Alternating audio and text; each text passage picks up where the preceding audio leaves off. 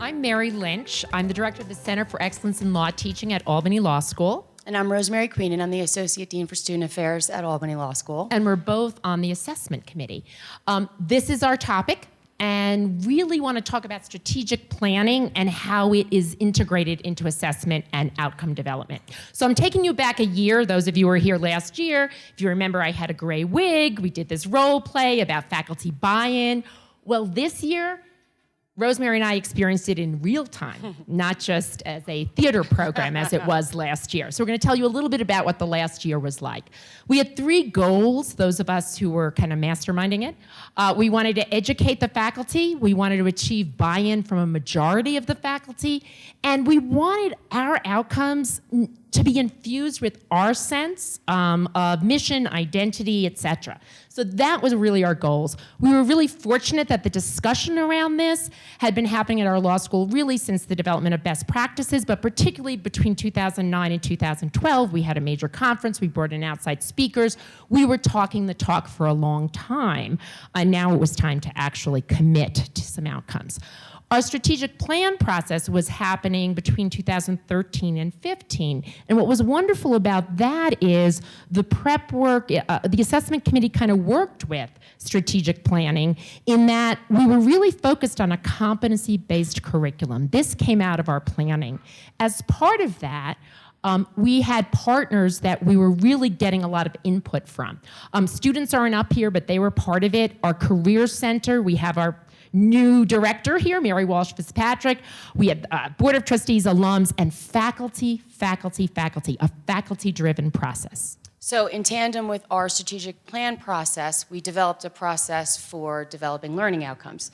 And you can see the process here, but we started with an assessment committee, and the process continued, and eventually we had a vote and approval of our student learning outcomes. So the first part of that process was we established a new standing committee, a faculty standing committee on assessment. Our curriculum committee formed this committee, and we were charged with, as you can see, developing learning outcomes, creating methods and processes for evaluating outcomes, and determining how to communicate the progress. So the committee got right to work. We had a diverse committee in terms of various perspectives on the ABA standards. Some were in the role that Mary portrayed last year. And we got together and decided how we would do this, and we agreed we needed faculty input. So one of the ways we did that was we held workshops with our faculty as part of our CELT workshop series.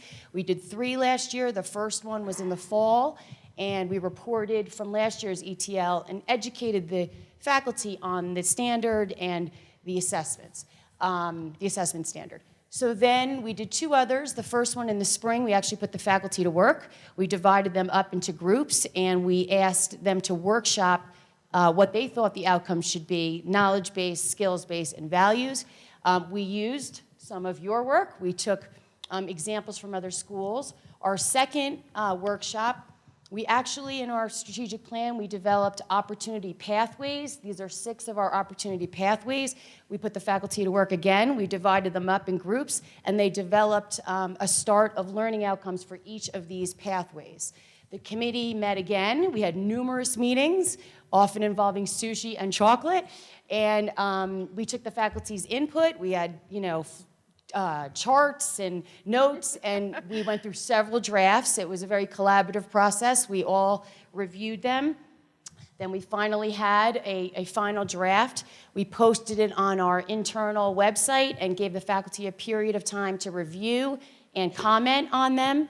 Mary, as you can see, was very kind and offered her input. And then we had a final document. And we brought it to the faculty. It was our last faculty meeting. They had listened to us for a year, talk about how important this was. They all had involvement. And there was a unanimous vote in favor of our outcomes, which you can see here. We celebrated after that.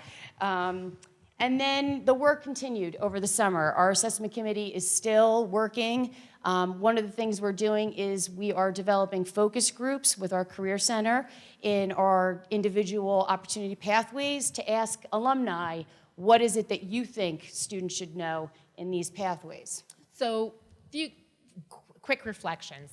For us, having it tied to the strategic plan made it not assessment just to meet the ABA standards. It really was about what we cared about assessment.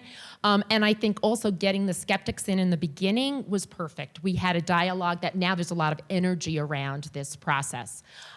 So next steps, even though we're not required to by the ABA, we're developing outcomes for our pathways, and we're starting to educate the faculty about how do we implement this plan. So we're doing some work in that area. We have scheduled this week a report back from this conference, so all the wisdom pearls that you give us, and then also from other conferences that tell us what is the ABA, what will they count, right? What will they allow us to count as assessment? But we really want to start with what do we think is important for us to know, and then how do we We want to end by asking you. Some of you have shared how you've been implementing your plans. We'd love to hear from the rest of you of how you've been implementing your plans, so please find us.